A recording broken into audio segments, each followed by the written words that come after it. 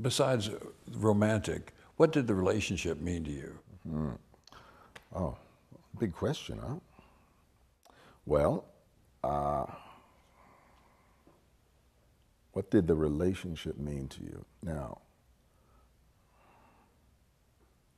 I'm going to jump here. A few years ago, the Smithsonian did a dinner with civil rights leaders talking about the legacy of the civil rights movement. And I could kick myself to this day because I sat there and waited for everybody. Dorothy Height was the only one, Mrs. Height was the only one that actually mentioned the gay. One of the legacies of the civil rights struggle was the gay liberation movement. I remember being a member of at the university, being a member of the Third World Corridor. This is something that the black students in response to what had happened in Ithaca a year or so before, black students demanded. Cornell. Yeah. They demanded they have their own living facilities that were going to represent their demographic. Black and Hispanic kids wanted to live together in their own dorm. When I come with my experience of being from upstate New York in this German-Italian community, I wanted authenticity, and so I insisted that I live there as well. But I wanted to do it on my terms. So I was seeing young white women at that time, and then lo and behold, the smoke clears and there's this young white man. And there was in one of the weekly dances in the black dorms, there was there was a dance, and I went to the dance. I didn't normally, my music was different than that. I wasn't listening to Al Green at that time. I love him, but I wasn't. I was listening to Jimi Hendrix.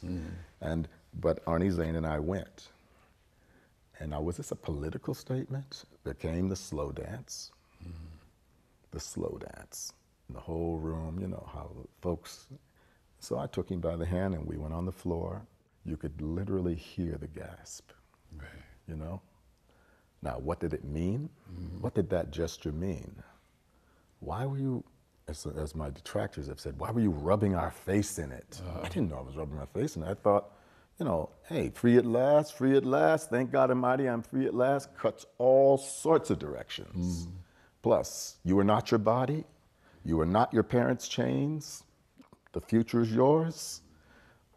And what could be, and there's only one great common denominator in all of humanity, and that is the capacity to love. And if this is true, it doesn't matter who is doing it.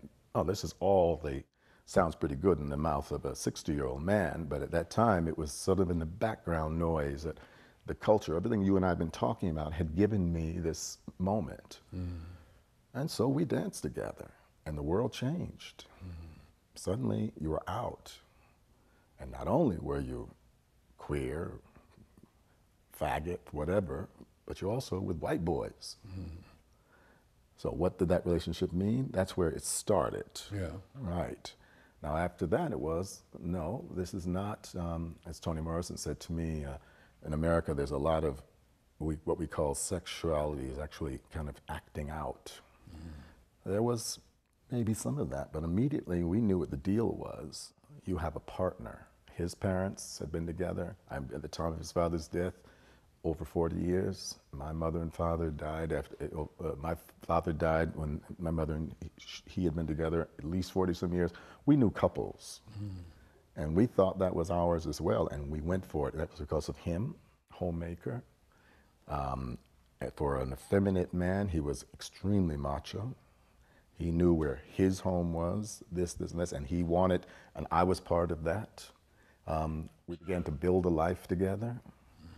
We always insisted that we never hide who we were. And that was tough, going into black situations, into my family.